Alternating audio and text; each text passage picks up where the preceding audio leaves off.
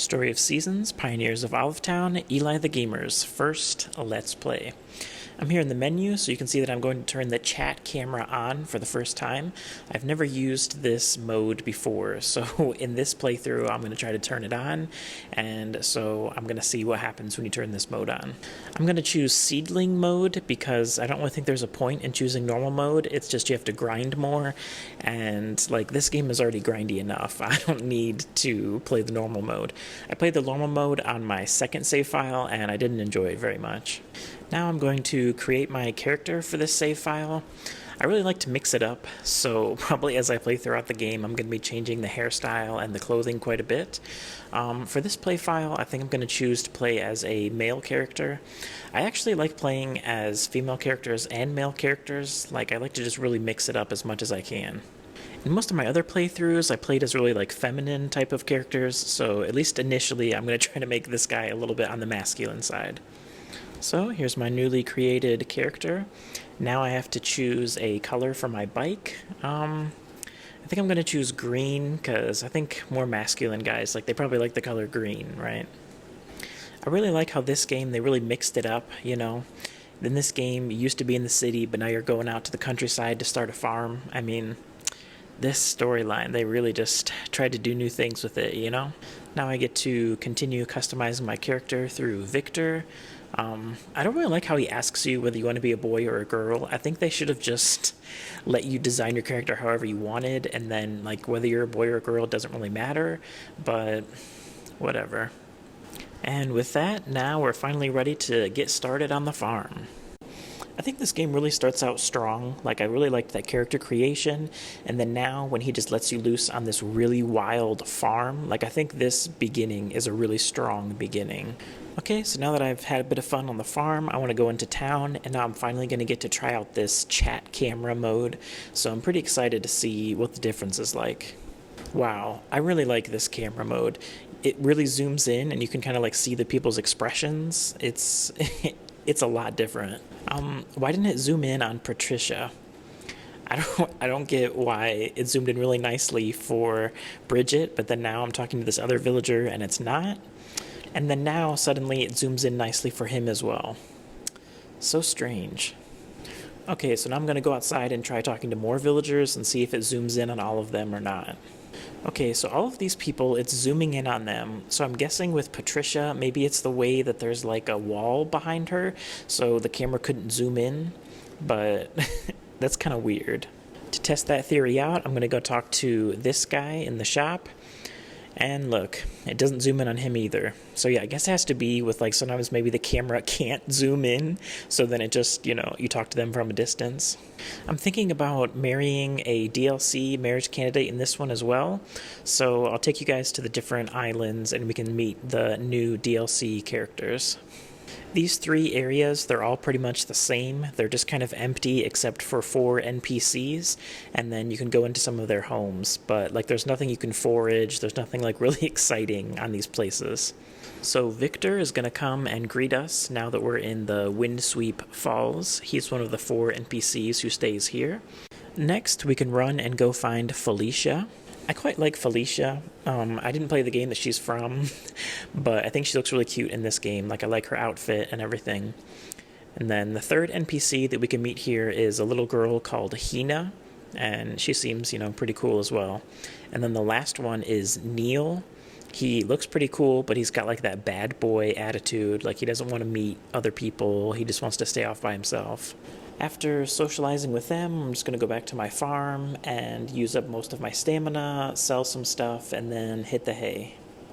On my first day, I made over 2,500 gold because I sold a bunch of those onions and I sold the bronze medals.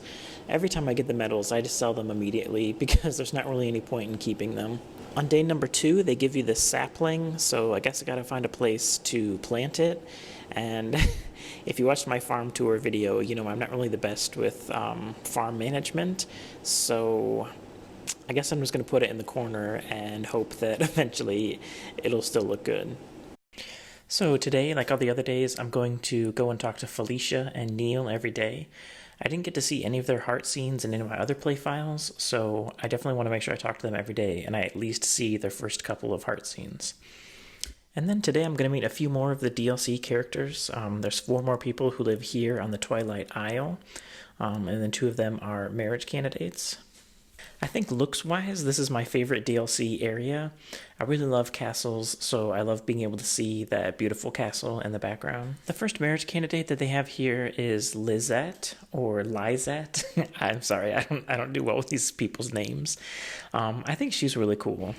But yeah, I don't really know anything about her personality, so yeah, I want to see her heart scenes as well. And then strangely, she lives with this older guy. I don't think it's her father, but again, I didn't play the game that these people came from either, so I don't really know their backstory yet. And then we can go talk to Ludus, who's the other marriage candidate on this DLC island. Looks-wise, I'm not really super interested in him, but again, I want to see at least one of his heart scenes, so I'm going to try to get him to at least 1 heart. And then the last person on this island is Tiger. Again, I don't know if they're supposed to be brothers or they're just friends, but yeah, I don't know anything about this character. And then last, we can just kind of check out these castle ruins. I think they look really cool, but they don't let you actually go onto the stairs there. And again, I don't know if this is a throwback to the game that they're from, or they just added this for extra flair for this game, but I think it looks pretty cool. I don't like to stay in one place for too long, so I want to go back to town, and I'm going to meet some more people. I also want to go to the museum and get those opening cutscenes out of the way. Of all the things in this game, I think the museum might be the thing that I'm most disappointed in Olive Town.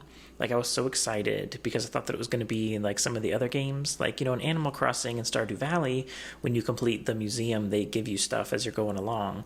But in this game, the museum's kind of just disappointing, honestly.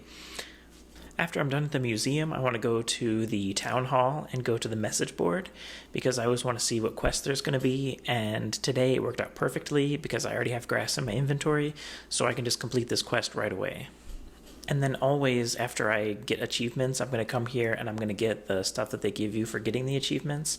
Usually it's medals, and I just sell those right away. And then sometimes it's like something useful, like makers and stuff like that.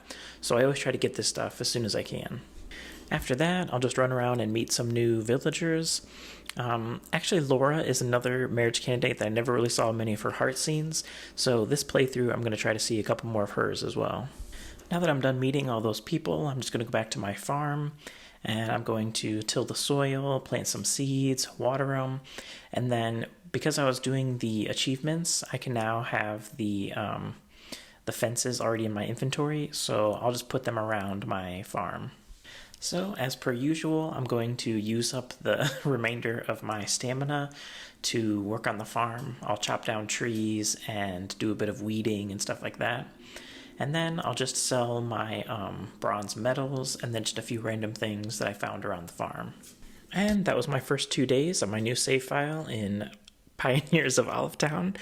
If you have any suggestions for how I should be doing these Let's Play videos, feel free to leave a comment. Thus far on my YouTube channel, I've mostly focused on news and then kind of my thoughts about specific things, but I've never done a Let's Play before. So if you have any suggestions or you have anything that you definitely want to see in this play file, feel free to leave a comment, and then don't forget to like and subscribe. And I'll see you guys next time.